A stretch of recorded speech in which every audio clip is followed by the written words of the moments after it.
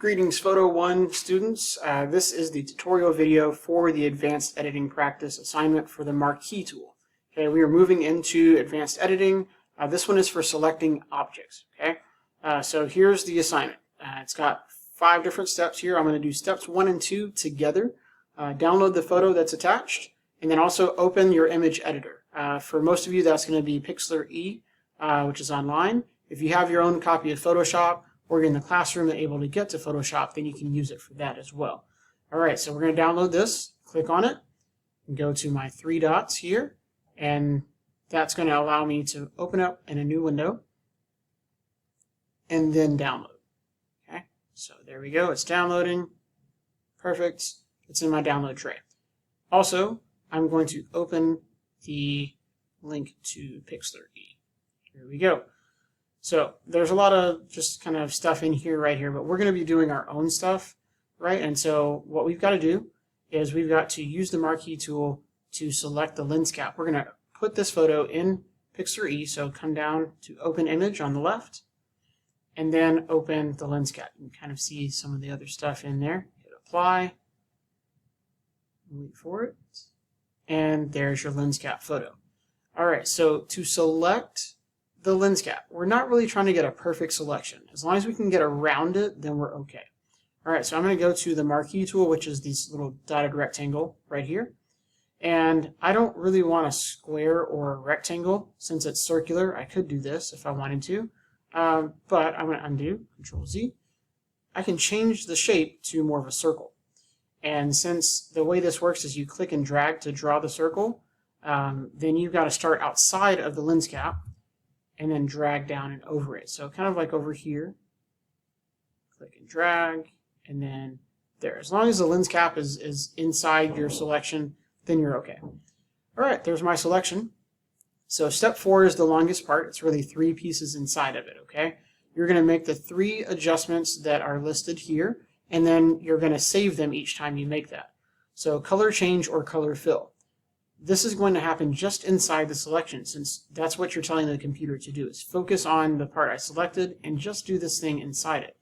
Okay, so I could go to filter. There are a lot of different things you can do there, but I'm actually going to stick to adjustments, and I'm going to just make the inside, let's see, we'll change the hue and saturation. Okay, that's going to mess with the color a little bit. So I'm going to slide this over. You can kind of see the color of the background changing. And you slide over here, over there, we'll go with that. And then I can make it darker or lighter. Okay, so there's a lot of stuff I can do in there. Colorize, look at that. Okay, done, apply. That's our first one. We did a color change, so we're going to save it.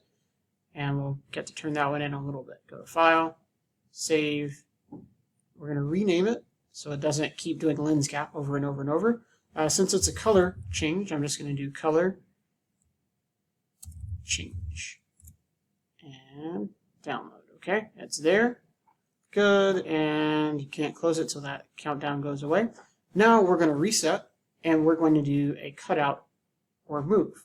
Okay, so I'm going to Control Z will allow me just to go back, to undo, just like with Google Docs and that sort of thing. Now I just still have my selection right here, and I want to cut it out or move it. To cut it, I see the scissors here, but there's an easier way. You can just use delete and it'll cut it out. Okay, and you can see there's nothing underneath, it's just blank. That would be transparent if you were just using that photo, okay, just a hole in it. But I'd rather cut it out and move it. So to do that, I need to change my tool to the tool right here, which is called the Arrange tool.